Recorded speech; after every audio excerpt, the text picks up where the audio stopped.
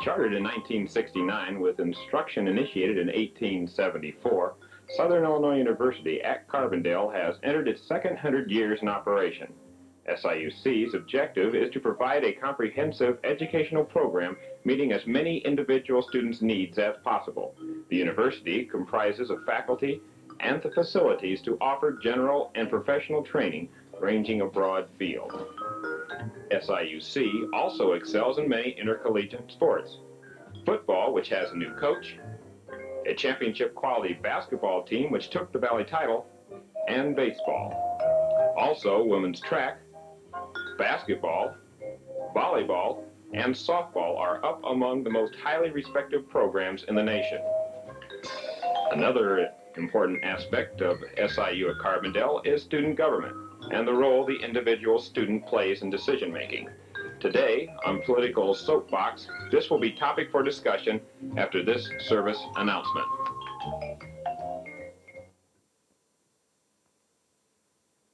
Years ago, his country was founded.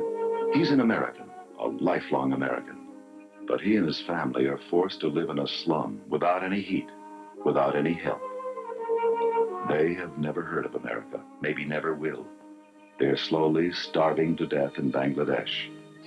For 200 years, God has been generous with our country and with most of us. In worship, we should be thankful.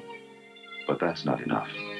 We must bring God into our lives by working together so that they might have a better home and future, by sacrificing so that they might have food and survive. When we start bringing more to their lives, we'll start bringing more to our own. We've got to help one another. Join with others at your local church or synagogue and work to make this country and this world a better place. Welcome God to America's bicentennial. Practice what you pray. Good morning and welcome to Political Soapbox. Last Wednesday, over 3,000 students voted in an election which placed Dennis Adamczyk in the presidential position and Susan Bell as vice president. Our guest today, Cindy Michelson, placed second in the vice presidential race with 780 votes. Running as an independent, her partner was Sam Dunning, a sophomore in political science, who came in third in the presidential race with 527 votes. Cindy, good morning and welcome to our studios. Thank you. Good morning. Considering the advantages of running under a party label, why did you and Sam decide to run as independents? Well, basically because we started the campaign about 6 weeks before the election. That's kind of late. And we really didn't have time to get an organization together. We really felt that with 6 weeks left, there was really no need for an organization. Sam had been in the Senate for about 6 weeks, and he realized that there was a need for some type of new administration. We thought it would be good experience for us. We were offered a Care Party endorsement, and it's a relatively new organization, but we felt that for what we had to offer in our platform, that we could do it on our own, and we tried to go about it that way. I see.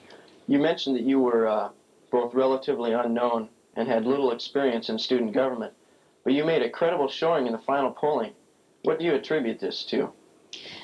Well, as independent candidates, there would be a definite need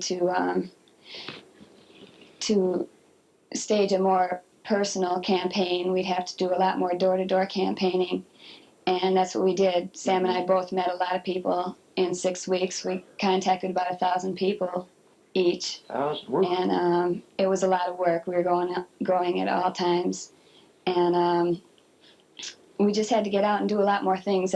Like if you have a party backing you, they can do a lot more for you. We had about 4 people that were helping us, and name recognition was another problem that we had to work on, and we had a lot of posters and a lot of flyers and a lot of T-shirts, and I think through name recognition, that's how we did. As independents, I was wondering how you financed your campaign, and what were your priorities in the distribution of these funds? Well, all candidates have to finance their own campaigns. A lot of students that I've talked to, they thought that they were funded partially through student government funds, but everything comes from your own pocket, the candidate's pocket. Unless you have a party backing you, then a party can spend $300 on each candidate. And as independents, we had a limitation of $150. And our priorities, well, basically we had to resort to name recognition to a large degree. And we had about 4,000 flyers printed up, and that's what we used in our door-to-door campaign. And they had a statement of basically what we stood for and what we thought needed to be changed in student government and a few of the things we would implement. And then we had about 350 posters printed up. The posters were pretty expensive. They were about $40, and that's quite a bit when your limit is $150. But you did get the posters and these shirts and the buttons all under that budget of $150. Well, first of all, a woman donated 25 of these T-shirts, and the election commissioner decided that as independent candidates, you can't have donations. They'd have to be included in your expenditure, and so that took a lot away. We had to cut back on the amount of flyers that we could have printed up. And the buttons were pretty expensive, too. About 50 cents a piece, and the minimum you could order was 100. So that cost it was $45 altogether for buttons. But it helped a lot with the name recognition, and that's what we had to do, mostly. That's good. I know that many students, over 18,000 in this last election, didn't even vote. Do you have any idea why there's so much apathy towards student government at SIU? Well, and this is my first year at Southern. I came from a junior college, and I'd gone for a semester, and with no contact from my student senator. I didn't even know who he was. I didn't know who the student body president was. When I went around with my petitions, we had to have 250 signatures. And one night I started out, and the first 25 people that I asked to sign my petition, I asked them if they knew who the student body president was. And 3 people could tell me with ease who the student body president was, and no one knew who the vice president was. There was a real lack of communication. It's characteristic of a lot of student governments, but I felt that it was pretty bad here. Too many important issues went through student government this year, especially the tuition increase and some of the housing increases. They went through student government channels with no student input. And who cares? That's the whole thing. 18,000 students didn't even care to vote because they've never been contacted about student government. They don't realize what can be done for them through student government. You mentioned you were a freshman this year. Okay, next year. Will you be a junior next year or a sophomore? A junior. A junior. Now, would you consider running again for a term during your senior year, say? It was a very valuable experience. It was. And I think I would do it again. If I feel there's a need for some type of change. But I think that the Environmental Action Party has potential to be one of the best organizations that student government here is going to see. I like the way that Dennis implements his programs, and his organization is very strong. And Sam and I have both offered to help him out in any way we can. And if we decide that there's a need for it, then I might run again. Well, maybe we'll see you in a few years in student government. I'd like to thank you, Cindy, for appearing on the show today, and our director, Bob Leake, greatly appreciates your coming. We'd also like to thank you for watching. This is Dave Swenson. Good morning, and have a pleasant day.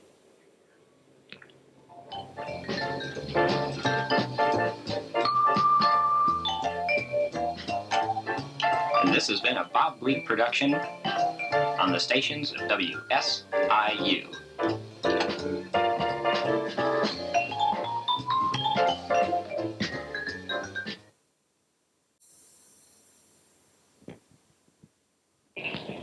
This is Dave Swangan's production. Swenson.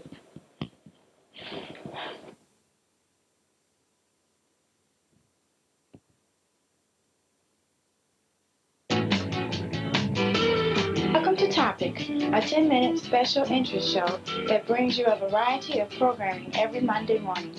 This week's show deals with driving safety and emergencies. Sit back and enjoy these brief minutes. And now, here's your host, Bob Leake. Good morning and welcome to Topic. On today's program, it will be our aim to acquaint you with the proper reactions to 6 different driving emergencies. The person behind the wheel often panics when dangerous surprises spring up. Today's program will educate the driver by establishing guidelines to proper action if confronted with emergencies on the road. The man who will tell us about this area of prevention is Jerry Moran, a representative of the National Safety Council. Welcome to Topic, Jerry, and tell us about your job and the materials you'll be presenting. Oh, thank you, Bob. I've been with the National Safety Council for 10 years now, the last 2 of which I've been the automotive safety representative. I have a background of professional and stunt driving, and I know how to handle a car. Been behind the wheel and faced just about every emergency you could imagine. Now it's my job to educate the driver in hopes that he will know what to do if faced with an emergency. People seldom realize that several fatal accidents could have been prevented if they only knew how to react. I guess when we start to talk about emergency situations of any type, we have to consider panic. How can a person deal with this? How can it be overcome? Well, panic is the #1 enemy. Many people freeze up and do absolutely nothing. We have to deal with panic by preparing for it. That doesn't mean it'll be overcome. No one can guarantee that. But if a driver has some basic rules in the back of his mind, then his chances of beating panic are that much better. Well, Jerry, let's get to some of these emergency situations and see if we can establish some common sense guidelines, rules that every driver should be versed in. Well, let's assume you're driving alone and you want to slow down or stop. You apply your foot to the brake, but nothing happens. What do? Well, there are 4 reactions. One of them might correct the failure, or the driver might have to use all 4 of them in an attempt to stop the vehicle. Remember these 4: pump, park, shift, and swipe. Sometimes the brake pressure will come back if the pedal is rapidly pumped. Park refers to the parking brake. Don't be afraid to use it. Try not to jam it on because it may cause a spin. The third one, as you notice, is shift. Shift into a lower gear, as this will slow down the engine. And if necessary, a driver should sideswipe something. It may be a guardrail, curb, or even another parked car. This is better than hitting something head on. Next, we come to the blowout. This is a serious problem that takes you by surprise. First of all, hang on tight. Get a firm grip on the wheel. Stay off the brake because you could lose control completely, and get off the gas. Concentrate on staying in your lane, then gradually slow down and get well off the road. If a front tire blows out, the car is going to pull to the side of the blowout. If a rear tire blows, the back of the car will vibrate and weave back and forth. I imagine the danger of a blowout increases when one is skirting along at 55 as compared to 30. It seems like it would be more hazardous at a faster speed. Well, many times when you're going 30, you're driving in the city. You have parked cars and pedestrians in the immediate area. So you have to react with the same quickness in the city as you do on the highway. One is just as dangerous as the other. Yeah. We're going to pause for a brief moment for this message. We'll be right back with more from Jerry Moran on driving emergencies. Please stay tuned.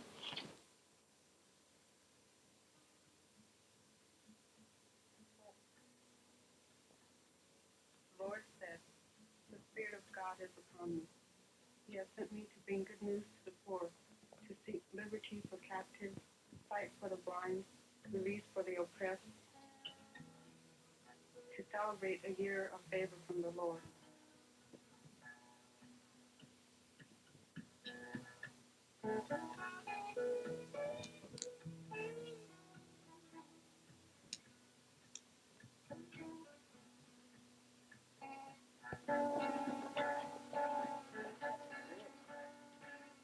This can be the year we celebrate together. United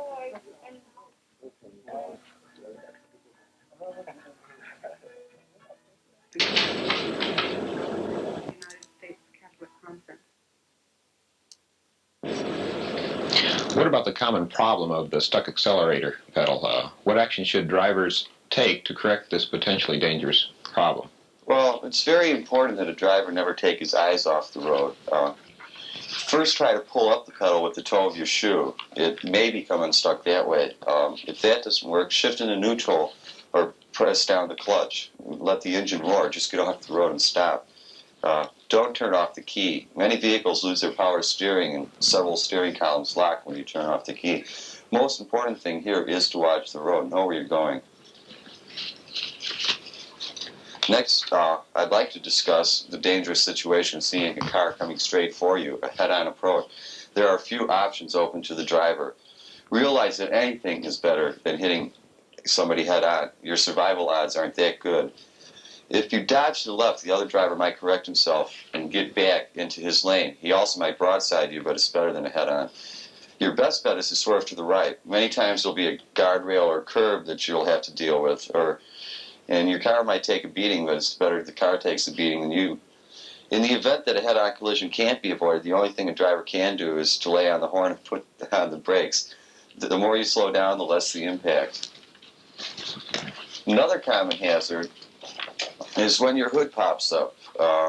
Your main concern here is to stop the car, but that might be difficult depending on where the incident occurs. So you might not be able to stop as soon as you would like to. So you'll either have to lean out the window or peek through the opening between the hood and the dashboard.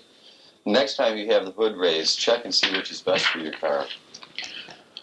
I don't know how common a problem this is, Jerry, but what if a car ends up in deep water and begins to sink? Is it best to go out the windows or the doors? Well, accidents such as this happen to thousands of people each year. Different cars float for various lengths of time. The best exit would be the window. Get out as quickly as possible. The door is the second best exit, but this usually takes longer. The water pressure will hold the door closed, but don't panic. As the passenger compartment becomes filled with water, the pressure will be equalized to allow you to open the door. It's pretty difficult to watch the water climbing your legs, though, as you work at the door. Remember, the window is the best exit. Well, we're about out of time, Jerry, but give us a quick word about safety belts. Well, it's ridiculous not to wear them. Here's an item that is purposely put in every automobile made, but people ignore them. Seatbelts are lifesavers. I used to wreck cars for a living. I know what it is like to be in an accident. That's why I wear my safety belt. It protects me. I wouldn't want to drive without it. Jerry, I want to thank you for coming to WSIU today and appearing on topic. Your message was one that everyone should pay attention to. Remember these driving emergencies and the proper reactions to each one of them. Above all, try not to panic. It is not an easy thing to overcome, but keep these safety tips in the back of your head, and you will be better prepared. Until next Monday, this is Bob Leake wishing you a pleasant week. Join us next Monday morning on Topic, when we will discuss home gardening and tips to successful yield. That's next week on Topic.